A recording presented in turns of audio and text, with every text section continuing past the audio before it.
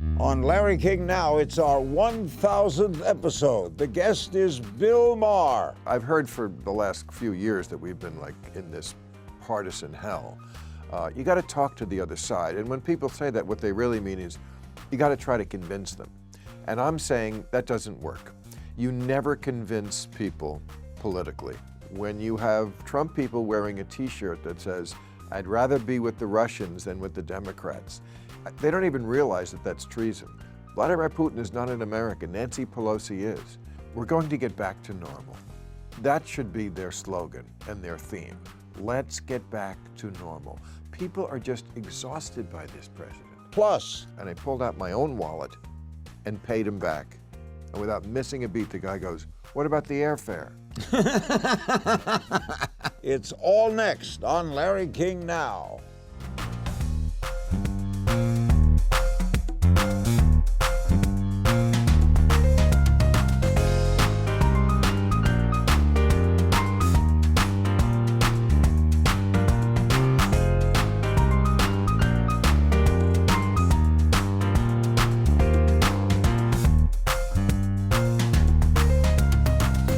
Welcome to Larry King Now, our 1,000th episode on Aura. Today I'm joined by my friend Bill Maher. The comedian and host just celebrated 25 years on the air, 15 of which have been at the helm of his current Emmy-nominated HBO show, Real Time with Bill Maher, one of the great shows on American television. He'll be in Hawaii with two stand-up shows, December 30th and 31st, and continuing his residency at the Mirage in Las Vegas come February. Real Time with Bill Maher returns to HBO on January 8th. How can you take 2 months off? How could I not? After this year and the year before with this president and the stress, I'm surprised I made it to the end of the year. You've done 25, I've done 61. You got a way to go, Bill. That's unbelievable. That's like you started when I was born. How old are you? I'm 62. Oh, you couldn't have been an early fan. No. No. You just ended your last show, and here's what you said. You'd asked the audience to stop talking about politics with friends and family and to just shut the fuck up.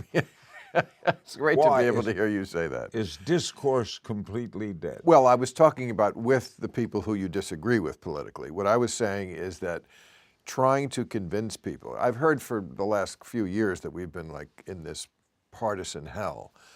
You got to talk to the other side. And when people say that, what they really mean is you got to try to convince them. And I'm saying that doesn't work. You never convince people politically. I've had over the years hundreds and hundreds of people who have said to me, you know, I've listened to you on TV, I saw your movie Religulous, and you're right. Boy, the light bulb went off and I just threw that religion nonsense out the window.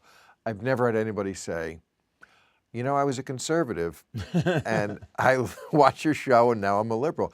Plenty of conservatives watch my show. They say, oh, it's funny, I appreciate that you have on other conservatives. Sometimes I sound like a conservative on certain issues like political correctness, but they don't switch.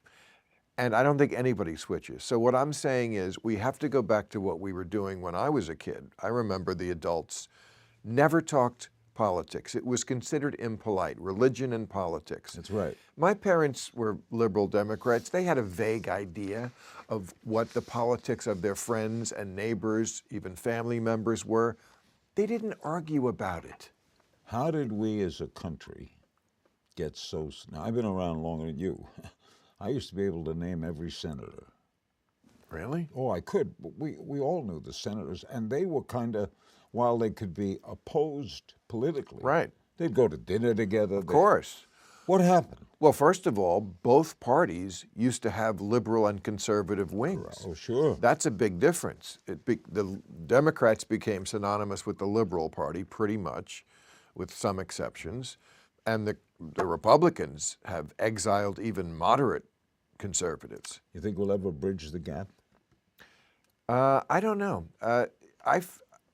I'm not a cockeyed optimist, as you may know. So I feel like, and I am a history major, I feel like when societies get to the place we are, it usually has to end before it is reborn. You know, Rome didn't come back. It had to die and then was reborn as the Holy Roman Empire, which, as historians know, was neither Holy Roman nor an empire.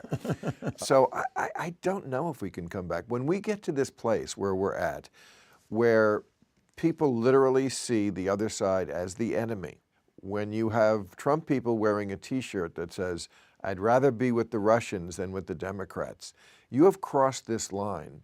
They don't even realize that that's treason. If you like Vladimir Putin better than Nancy Pelosi, you don't even realize it. You've crossed that line to treasonous behavior. Vladimir Putin is not an American. Nancy Pelosi is. And you're right, they used to talk to each other. They had differences. It got bitter. Remember Franklin D. Roosevelt said, "I welcome their hatred." Okay, hatred's a strong word. They had that. Certainly the founding fathers, right after Washington, were pretty bitter with each other. But I don't think we ever got to this place where they were allying with other countries over America. That's a bridge too far. How have you seen in your time media change? It's gotten worse, mostly. I'm talking about Cable news has gotten worse. Well, what the big change was that it used to be a loss leader. In other words, it didn't have to make a profit. And that was all the difference in the world. Now that they have to report to the boardroom, now that they have to make a profit too, they only care about eyeballs. And I always say, why don't you just put on porn then? You'd get more eyeballs. That's all you care about. The nightly news is a disgrace. A disgrace. It has a few minutes of actual news, just headlines, and then it's weather, which is not what they're supposed to do. It's not the Weather Channel, but it acts like one. First of all, it's not interesting to people in the parts of the country where the weather isn't affecting them. And it's always the same story. It snowed and then it melts, okay? And when there's a disaster, of course that's news. I mean, a disaster like a fire. But it's not news to just talk to people and get them to cry. That's disaster porn. And then a lot of the news is just, here's some videotape we have that's cool and funny. What is this, YouTube? It's like, look at this little critter. This squirrel hitched a ride on the wing of the airplane. It's like, that's not news. So the people who are watching that and thinking, well, I'm informed, I'm the person. No, you're not. So they're doing a double disservice. They're pretending they're news and they're not even news. We're with Bill Maher somewhere in California, and we'll be right back. Many years ago, when I started my national radio show out of Washington, Bill Maher was a frequent guest on my radio show when we were in LA, frequent guest on CNN, with me on my closing night on CNN. Yeah. And now with us on the 1000th show. Apparently I'm the most consistent part of your life. You've been along for the ride. All right, did you see this coming, Trump? Did you? I know him 40 years. You know him. Well, did you see it coming? I didn't see it coming, but in our anniversary special, we included a clip from 1999 where I'm saying something like, anybody can be president, but please God, not Donald Trump. So he was talking about it back then. He did come on my show. He talked about governor, senator, president. I will have to take credit for this. When everyone said he's kidding, he's just doing this to promote a book or his brand or whatever, I said, no, this guy is really going to run. He really thinks he should be president. And then when everybody said, oh, you know, he's going to run, but he's not going to get real votes. No, I always said he was going to do well, and I thought he was going to win at a certain point because, you know, first of all, he's such a lucky guy. Everything broke his way. You know, everything had to break. He pulled an inside straight, basically. You know, he had to be running against a candidate who was not a good candidate. He had to win those 3 states by a combined total of 77,000 votes. He, of course, got a lot of help from Vladimir Putin, Facebook. Everything broke his way. It was lucky. But when I saw his closing ad, and you know, he spent a lot less than Hillary. She did the old school way, carpet bombing the airwaves with the same commercial, which gets people, even if they like you, to start hating you because they see your commercial a million times. Correct. I've been in towns just for a day or two, and I saw the commercial so much for some local guy, I started to hate him. So he just saved his powder, didn't spend a lot of money because he's cheap. And at the end, he put on that half-hour commercial. It was all bullshit because when he came to office, of course, he didn't really do anything for the little man, and he didn't go up against Wall Street. But he made a case that made it sound like he was that voice of the forgotten person in America. And I thought, oh, this motherfucker's going to win. A lot of people thought he would come to the middle. Did you? That's a good question. I don't know if I examined that. I do know that I talked a lot about the fact that he was doing well because the country had been choking on political correctness for so long that someone who never apologized, never backed down, doubled down on everything, was a breath of fresh air, even if what he was saying was abhorrent. It was kind of nice to at least see somebody not grovel. You know, and this has been my theme for 25 years. Obviously, the first show was called Politically Incorrect. And I was rather prophetic about that, I must say also, because I think it's only gotten worse, and it prevents us from having real discussions, and it makes the liberal side of the equation look weak. This is the most important thing Democrats have to understand. The people in this country no longer follow politics. They don't understand the issues. Half of them thought Obamacare was different than the Affordable Care Act. They don't know the details. What they know is weak and strong. Trump looks strong, we look weak, and we do look weak. And we very often are weak, and that's political correctness. The people out there, they just know, I don't know exactly about global warming and blah, blah, blah. What I do know is I don't want to be represented by the people who talk about microaggressions and safe spaces. Mencken said no one ever went broke underestimating the intelligence. Right. Well, that's part of it, too. Bill, I got to bring this up, and you got in a little controversy over this. When Stan Lee died, you weren't criticizing him, you were criticizing the comic book concept, right? Of course. Why did people get mad at you? First of all, I just found out about this. You just found out that people got mad? Yeah.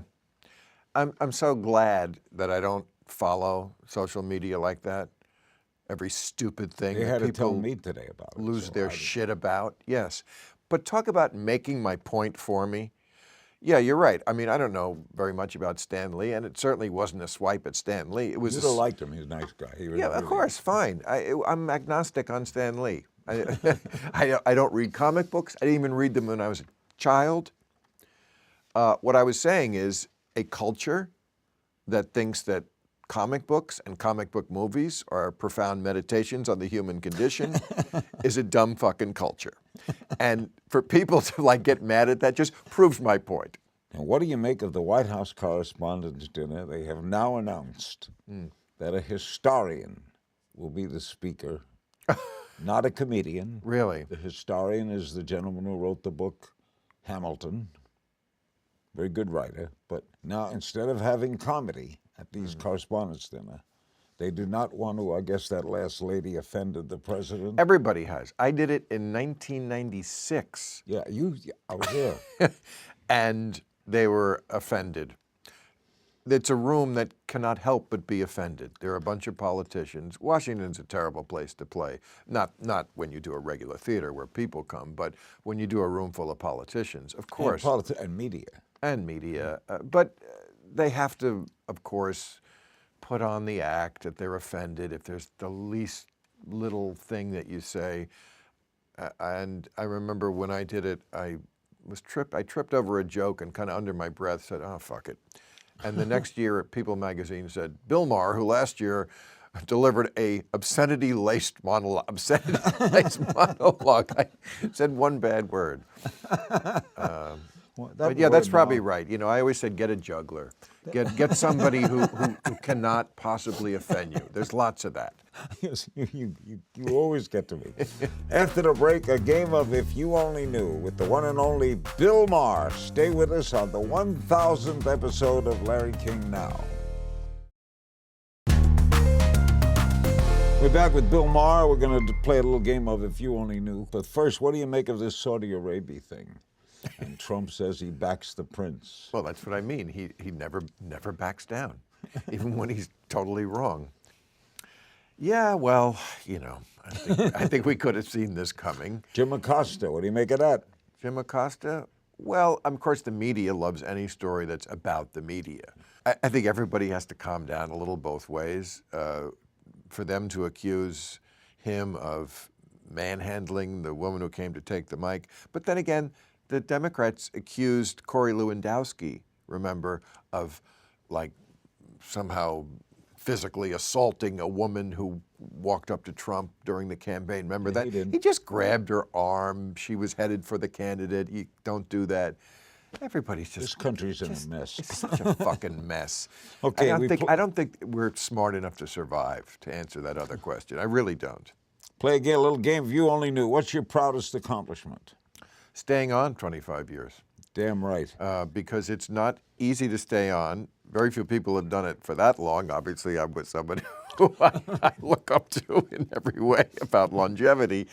But, and especially when you piss off both the left and the right. No, your career is unbelievable. But that's what, that's what the people who watch like. Best piece of advice you ever had? Take your wallet on stage with you. Do not leave it in the dressing room. Worst piece of advice you ever got? Worst piece of advice?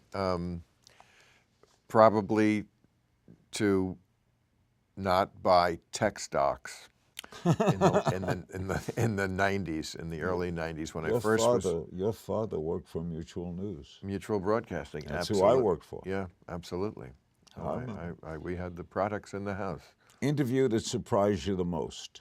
Like a person I've talked to. Thought you might have had a pre-opinion changed? Yeah. Well, it's probably like people who I didn't think I was going to like, and then I couldn't help but like. I mean, I'm friends with a lot of conservatives. I'm friends with Ann Coulter. I just had Scaramucci on, and I saw that. Very good. I like him. I like him too. He's Scaramucci. He's person you'd least like to be stranded on a desert island with? Hitler. Person from Hitler would be terrible on a desert island. Is this living or dead? Okay. Yeah. Person from yesteryear you wish you could sit down with? I'd like to sit down with George Washington. I think that's yesteryear enough, isn't it? Let him think about what's going on. Yeah, just also the person in American history who I admire the most. I think people get lost in the mythology and they forget that in every way there wouldn't be this country without him. Not just winning the war and the way he did it tactically as a general. He knew he was outgunned massively. He only fought 9 battles and only won 3. It was just about keeping the army extant. He just kept it moving. And then to, of course, refuse the crown, step down after 2 terms, set that precedent. That's what worries me the most about Trump. I keep saying it to everybody who will listen. He's not going to go, even when he loses, if he loses in 2020. I don't know. He's not going to leave the building? I don't think so, because he's going to... Look, he was complaining. I said this to Gary Kasparov the other night, and he said, you're right, because in 2016, he was complaining about it being rigged, and he won. Remember? and all during the campaign, he was like, it's rigged. The whole thing is rigged. It's not, and he set this up. Look at the way they were talking about Florida. We don't trust the election process anymore. He is not someone who can take loss. He's just going to say it's rigged, it's unfair, I'm really still the president, I really still won, and then I don't know what happens. Strangest fan encounter? Well, this is a great story. This is a great lesson in that sometimes we have this idea, if we can only get the good people, let's get rid of the bad people who we don't like. That's a terrible idea. Everybody includes in them good and bad. Example of this is your most devoted fans. You would think they must be the best people in the world. They're my fans. So I did a show when I was back in Vegas about 12 or 15 years ago, and we tried to do an 11 o'clock show. We thought hip. People didn't want to go to an 11 o'clock show. They were going to discos at that hour. So we moved the show back to 9. The hotel alerted just about everybody, but I guess some people didn't get the email. So I'm walking through, I think this was at the Hard Rock I was working, someplace like that, Planet Hollywood, I forget, but I'm walking through the lobby after the show's over. It's like 5 of 11. The show was at 9. And I come across this guy with his family, and he says, "Hey, I'm here for the 11 o'clock show. They told me," I said, "I know, I'm so sorry. They switched the time of the show. It's over." He said, "But we flew in from Idaho to see you." I said, "I'm so sorry. What can I do?" And he kept going on. And I finally just said, "How much was the show?" And I pulled out my own wallet and paid him back $450 or whatever it was. And without missing a beat, the guy goes, "What about the airfare?" Not thank you for something I don't think many people would do out of their own wallet. What about the airfare? And this is one of my biggest fans. They flew in from Idaho. So, That's a great person that had the most profound effect on your life. probably my parents. I was very fortunate in that department. My father was a guy who always did the right thing instinctively. I don't always want to do the right thing instinctively. I'm more crafty than he was. I think of the wrong thing to do, and then I think of him, and then I do the right thing. In our final moments of our 1000th episode of Larry King Now, Bill Maher will answer your social media questions. I know he loves that. Stay with us. Back with our final moments with Bill Maher. Always love spending time with him. At Hunagood on Twitter, do you think Jeff Sessions would now turn against Trump? No. I have a theory. It's based on nothing but what I observe, and I'm just pulling this out of my ass, so don't hold me to it. But I swear to God, Trump might have some sort of team that gets stuff on people, their affairs, whatever they're trying to hide.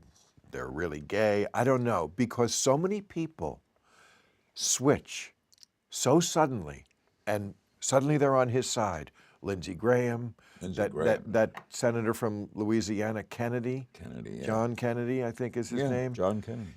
These guys, they're so tough on Trump, and then on a dime, they're doing his bidding. Even Jeff Flake voted for everything he wanted. Well, that's different. Jeff Flake still talks against him. But some of these people, they act like somebody got to them and said, "You know what? Either start talking nice about Mr. Trump, or they're going to find out about you and the duck."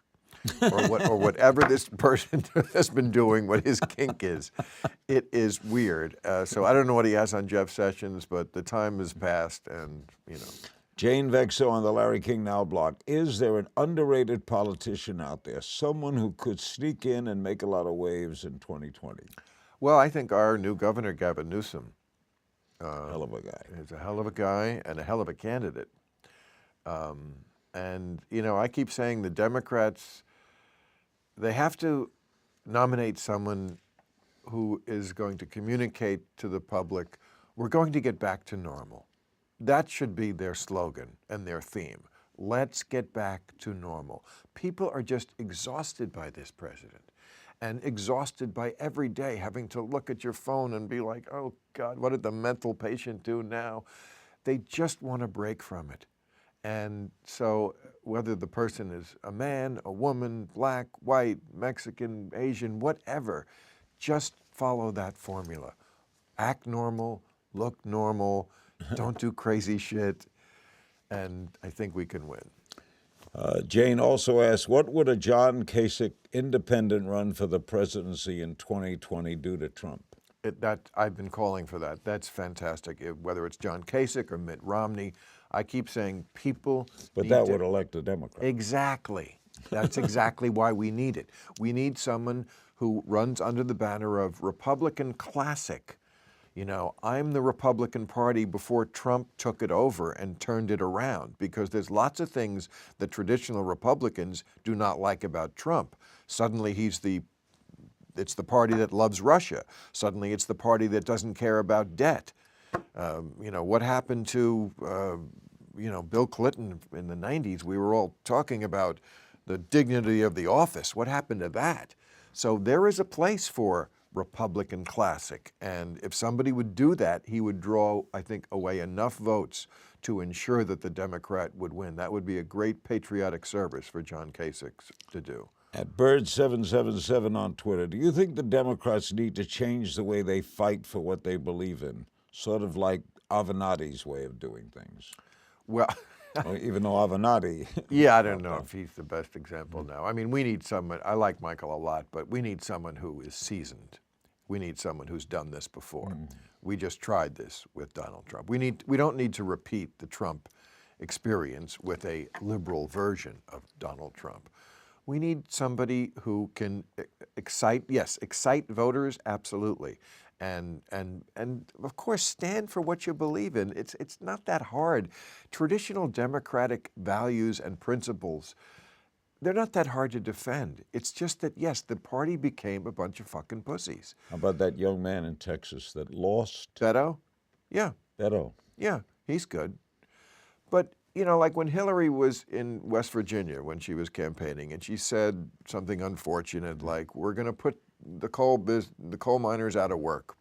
And then quickly said, and then we're going to not forget about you, we're going to get better jobs for you. We're going to come into this state and you're going to be having high-tech jobs. Okay, of course, on Fox News, they just took that soundbite, we're going to put the coal miners out of work. But instead of apologizing for it, which she did, she should have said, yes, I'm not apologizing for that. Who wants to go down into a black hole that makes you sick? You're a politician. You can't sell the idea of, I'm going to get you out of that hole. Trump sold the idea of, I'm going to keep you in that hole. How about that? Your daddy got black lung disease, and I'm going to make sure you do too. And they voted for that. That's how bad the Democrats are. Have you been invited on Fox News? Have I been invited? Not for many years. I mean, I did Bill O'Reilly's show. I used to do that. I did Sean Hannity's show at least once. Or what he's become. Yes. I saw in the news last week, Trump hates him. He imitates him. Well, and says that he basically despises him because he's such an ass kisser. I can see that. Trump is that kind of guy who he hates weakness, even when it's in the service of himself. How does Hannity react to that? How does Hannity react to that? What does he do? I'm sure he will flagellate himself as usual and say, you are right, boss. I am an ass kisser and an asshole. At Broxton Spring on Twitter, any chance you could get Obama on your show? Well, it took me 8 years to get him the first time, which I have mixed feelings about. I am grateful he did it. I also think it's ridiculous and says a lot about this question about the Democrats, that it took 8 years, that I'm such a scary guy who was massively supportive of this president. But I'm such a scary guy because I guess I'm an atheist and I'm a pot smoker and I speak my mind, that it's easier for me to get friggin' conservatives on the show half the time than it is to get Democrats. Hillary never did it. Bill Clinton never did it. It took 8 years, a petition and begging to get Obama on the show. It should not have taken that much. You're a credit to America. Thank you. You have become, in your 25 years now, an American treasure. I appreciate that, Larry. Thanks. From one to another, that means a lot. Big Happy thanks. birthday to a true American we take treasure. This on my birthday, and it's my 1,000th broadcast, and Wow. we thank my guest, Bill Maher. Real Time with Bill Maher returns January 18th on HBO. Look for his stand-up residency at the Mirage in Vegas beginning February 15th, and he'll be in Hawaii New Year's Eve and the pre-night to New Year's Eve. December 30th in Maui. Yes. And you can get me on Twitter at King's Things, and I'll say, oh, come on, I had a great time. We'll see you next time.